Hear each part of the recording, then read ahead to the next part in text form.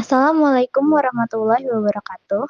Kami dari Scrum Team mempersembahkan software proses model menggunakan Scrum dan Extreme Programming. Pertama-tama, kami akan menjelaskan apa itu SDLC. SDLC sendiri adalah kependekan dari System Development Life Cycle atau dalam bahasa Indonesia disebut siklus hidup pengembangan sistem. SDLC dalam rekayasa sistem dan rekayasa perangkat lunak adalah proses pembuatan dan pengubahan sistem serta model dan metodologi yang digunakan untuk mengembangkan sistem-sistem tersebut. Tahap-tahap dalam SDLC merupakan rencana, analisis, desain, implementasi, uji coba, dan pengelolaan. Lalu, kita akan membahas SW Proses Model atau Software Proses Model atau dalam bahasa Indonesia, model proses perangkat lunak yang merupakan suatu representasi proses perangkat lunak yang disederhanakan, dipresentasikan, dan perspektif secara khusus.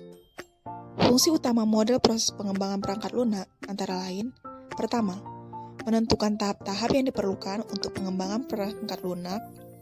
Yang kedua, menentukan urutan pelaksanaan dari tahap-tahap tersebut dalam rangka pengembangan perangkat lunak. Dan yang ketiga, menentukan kriteria transisi atau perpindahan dari satu tahap ke tahap berikutnya. Dalam SW proses model ini, kita akan memberikan contoh yaitu Scrum dan XP. Untuk pembahasan pertama, kita akan membahas Scrum. Scrum adalah metode pengembangan perangkat lunak agil yang dikembangkan oleh Jeff Sutherland dan tim pengembangannya di awal tahun 1990-an. Prinsip kerja Scrum konsisten dengan manifesto agil dan digunakan untuk memandu kegiatan pengembangan dalam suatu proses yang menggabungkan kegiatan kerangka kerja atau framework activity berikut: kebutuhan atau requirement, analisis, desain, evolusi atau evolution, dan pengiriman atau delivery. Dan ada 3 peran Scrum, yaitu Product Owner. Product Owner merupakan penjembatan antara klien dan tim development. Product Owner akan menuliskan spesifikasi sesuai cara pandang klien, di lain pihak harus punya empati terhadap anggota tim. Lalu yang kedua dari peran Scrum yaitu Development Team, yang merupakan sebuah tim yang terdiri dari berbagai macam peran yang dibutuhkan untuk membangun produk perangkat lunak.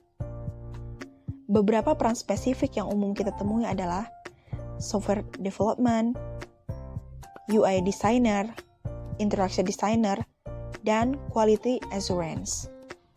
Yang ketiga ada Scrum Master, yang merupakan sebuah peran yang fokus terhadap kesuksesan implementasi proses perangkat lunak bernama Scrum.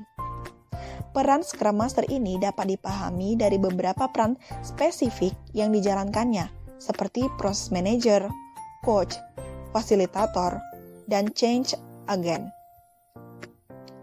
Sebagai Process Manager, Scrum Master memastikan aktivitas dalam pengembangan mengikuti proses Scrum.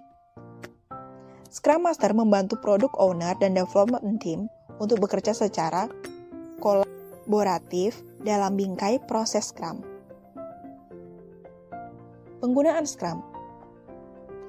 Yang pertama, meneliti dan menggali potensi pasar, teknologi, dan kemampuan produk. Yang kedua, mengembangkan produk dan peningkatannya.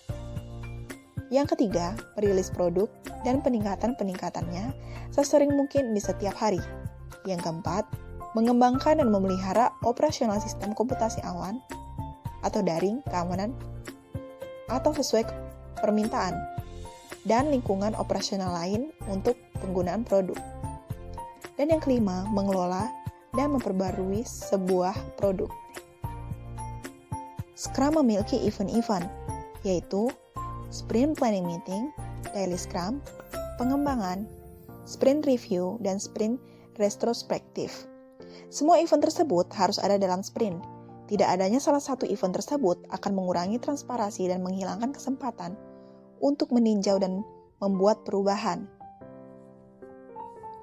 Berikut adalah kelebihan dan kekurangan Scrum. Yang pertama adalah kelebihannya, yaitu menghemat waktu dan biaya.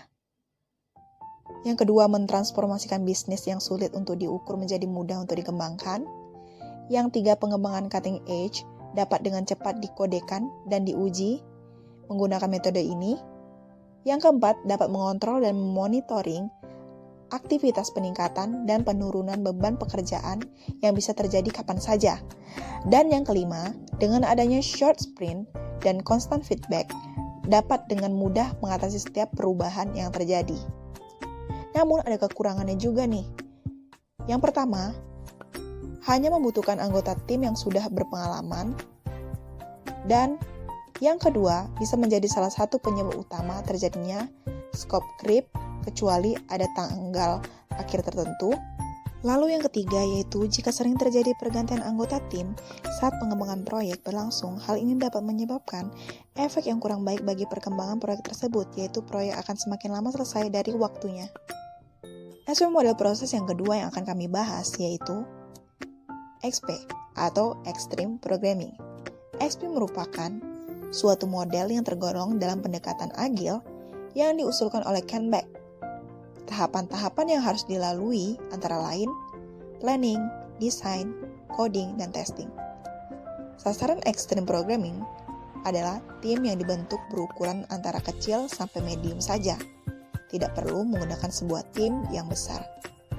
Cara pengujian XP sangat unik karena pada metode lain, tes baru dikembangkan setelah perangkat lunak selesai menjalani proses coding, maka pada XP, tim pengembang harus membuat terlebih dahulu tes yang hendak dijalani oleh perangkat lunak. Tahapan dalam XP. Aktivitas planning dimulai dengan membentuk user stories.